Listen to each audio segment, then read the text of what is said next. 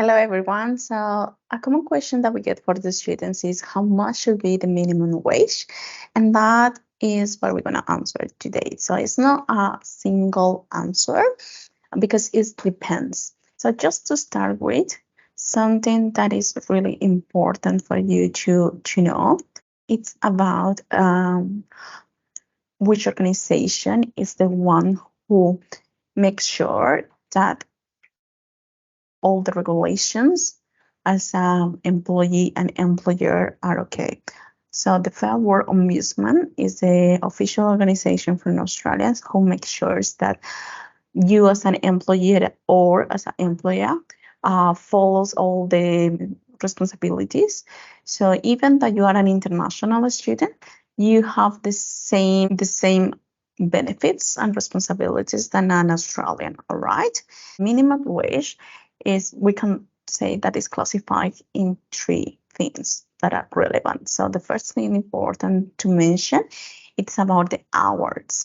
So the hours is a way that they can classify the jobs, depends of the industry. Okay. Most of the jobs are classified into an hour, and that is when they tell you how much you should earn per hour. However, the things that they consider in this hour are, for example, your age, as well, for example, the type of occupation that you have, as well, the type of responsibilities that you have, the type of contract, because if it's different if you have a full-time or a part-time contract or a casual contract. So that things are going to affect how much you're gonna earn per hour, all right?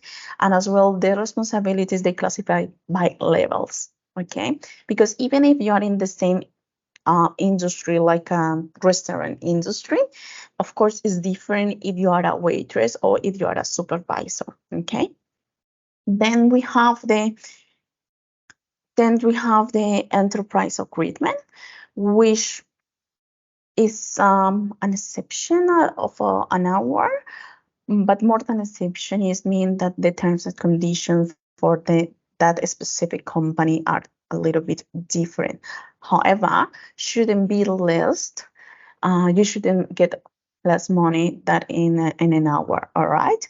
And then we have the other, which is the national minimum wage, which at this stage, we are doing this webinar in May of the 23.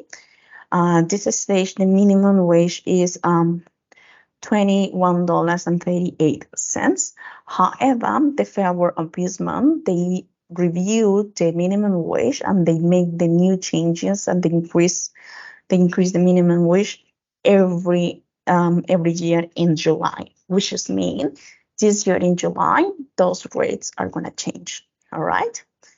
Then just in a few specific cases, people can earn less than the national minimum wage, and those cases are when they are underage for working, which is mean when they are under 21 years old, or because as part of training process, which is mean you are apprentice and you have a specific contract as a trainer, and as well, or if you have support wage because you have a disability. It's mean you get a support wage from the government, and then maybe you get a little bit less than the national minimum wage, but that is more happening for Australians, all right?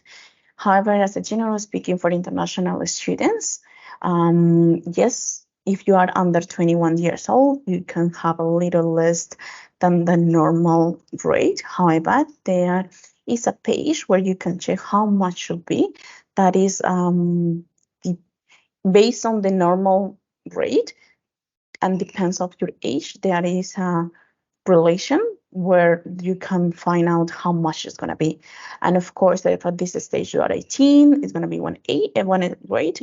Then the next year when you are 19, which you're still underage, but you're going to earn more than the year before. All right. So I'm going to show you some examples about some industry wages just for you to have an idea. So, for example, if you are in the security services industry, and if you have a casual contract, and if you are in the level 1, this is what are normally your rates, okay? However, you can see here that as well depends of what shift you have. So if it's nighttime, it's going to be different. If you are permanent in the nighttime shift, it's going to be different. If it's weekends, if it's Saturday, one rate. If it's Sunday, it's another rate. If it's a public holiday, it's a different rate. So as you can see here, it's really, they describe the contract and the level and how it's going to be the different shifts, okay? Then we can have a look at another example. So for example, this is for the retail industry, level 1 as a casual, okay, and over 21 years old because it's going to be an adult rate.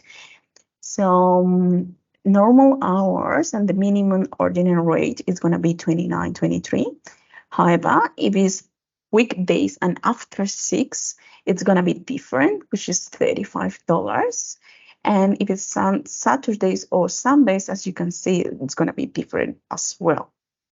So that's why it's really hard to say that is just a single minimum wage, because in Australia it depends of these kind of things, the industry, what time, which day, which level, which contract. So that's why. Let's have a look at other couple of examples.